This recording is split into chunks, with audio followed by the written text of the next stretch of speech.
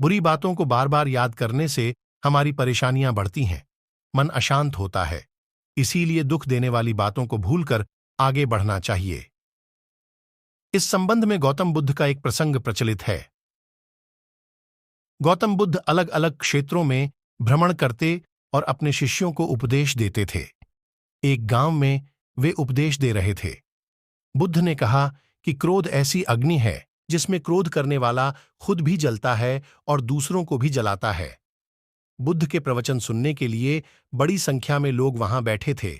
उन लोगों में बहुत गुस्से वाला एक व्यक्ति भी बैठा हुआ था। उसे ये बातें पसंद नहीं आईं। वह अचानक उठा और बोलने लगा कि बुद्ध, तुम पाखंडी हो। बद्धी बड़ी बातें करना ही तुम्हारा काम है। तुम लोगों को भ्रमित कर रहे हो। तुम्हारी ये बातें आज कोई मायने नहीं रखती हैं। व्यक्ति लगातार बुद्ध को अपमानजनक बातें सुना रहा था।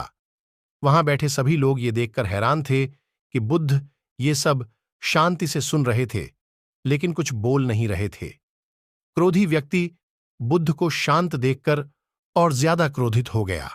वह बुद्ध के पास गया और उनके मुंह पर थूक कर वहां से चला गया।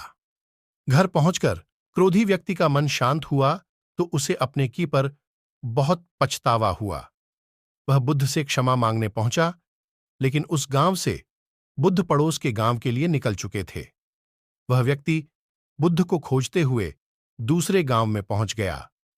वहां व्यक्ति को जैसे ही बुद्ध दिखाई दिए, वह उनके चरणों में गिर गया और क्षमा मांगने लगा। बुद्ध ने उस व्यक्ति से पूछा, तुम कौन हो और क्षमा क्यों मांग रहे हो? उस व्यक्ति ने कहा, क्या आप भूल गए? मैंने कल आपके साथ बुरा व्यवहार किया था, आपका अपमान किया था। बुद्ध ने कहा, बीता हुआ कल मैं वहीं छोड़ आया हूं और तुम अभी भी वहीं रुके हुए हो। तुम्हें गलती पर पछतावा है, तुमने पश्चाताप कर लिया। अब तुम निष्पाप हो गए हो। बुरी बातें याद करते रहने से हमारा आज बर्बाद हो जाता है। इस आदत की वजह से भविष्य भी बिगड़ सकता है। इसीलिए बीते हुए कल की बातों को भूलकर आगे बढ़ना चाहिए।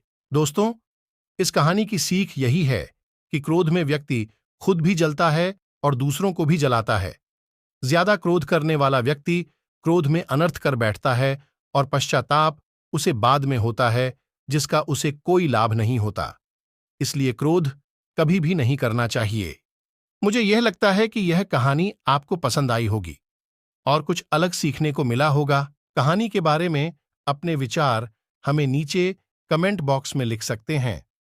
बाकी यह कहानी अगर आपको अच्छी लगी हो तो इस वीडियो को लाइक करें और ऐसे ही कहानी सुनने के लिए बेस्ट लाइफ चैनल को सब्सक्राइब करें।